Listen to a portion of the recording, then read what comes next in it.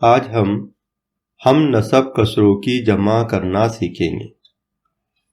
हम नसब कसरें उन कसरों को कहते हैं जिनका नसब नुमा एक जैसा हो, उसको हम नसब कसरें कहते हैं।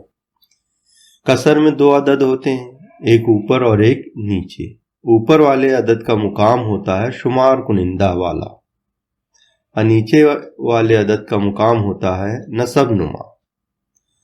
तो हम यहाँ पहली मिसाल लेंगे, 2/8 में हम जमा करेंगे 4/8। अब इन दोनों कसरों में आप देखेंगे कि नीचे वाला जो अदद है यानी नसब नुमा वाला अदद ये एक जैसा है, 8/8। और दोनों कसरों में ऊपर वाला जो अदद है शुमार कुनिंदा वाला अदद वो अलग अलग है, 2 और 4।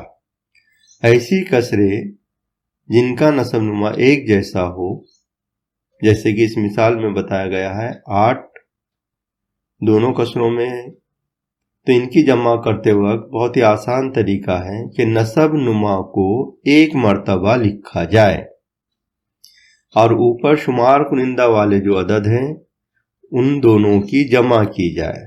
तो इस तरह हमने 2 + 4/8। अब ऊपर वाले अददों की हमने जमा किए, 2 + 4 6, 6/8। तो इस तरह ये 2/8 + 4/8 की जमा हो गई 6/8। दूसरी मिसाल हमने लिए 2/5 = 3/5। इसमें भी देखेंगे आप नसब नुमा में, तो दोनों कसरों में नसब नुमा 5/5 है, मतलब ये हम नसब है। तो अब हम इनकी जमा करेंगे, तो नसब नुमा में एक ही मर्तबा लिखना है 5, क्योंकि वो हम नसब कसरे हैं, और ऊपर वाले शुमार कुनिंदा वाले अददों की जमा करेंगे, 2 + 3। इस तरह 2 + 3 5 आ गया, नीचे नसब नुमा में भी 5 है, तो 5/5। इसका जवाब आ गया 1, 5 × 5। तकसीम करने पर हमने यहाँ पर 1 लिख दिए हैं।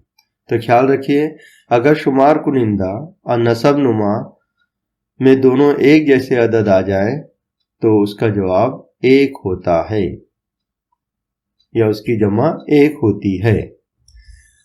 अब इसके बाद हम तीसरी मिसाल लेते हैं। इसमें 3 कसरे हैं, 2/7, उसमें जमा करना है 1/7, फिर उसमें जमा करना है 3/7। यह है हम नसब कसरें। तो इन तीनों कसरों के नसब नुमा में 7 7 7 है, यानी ये हम नसब कसरें हैं। तो 7 को एक ही मर्तबा लिखना है नसब नुमा में और शुमार कुनिंदा वाले अददों की जमा करेंगे, यानी 2 + 1 + 3। तो 2 + 1 3, 3 और 3 6।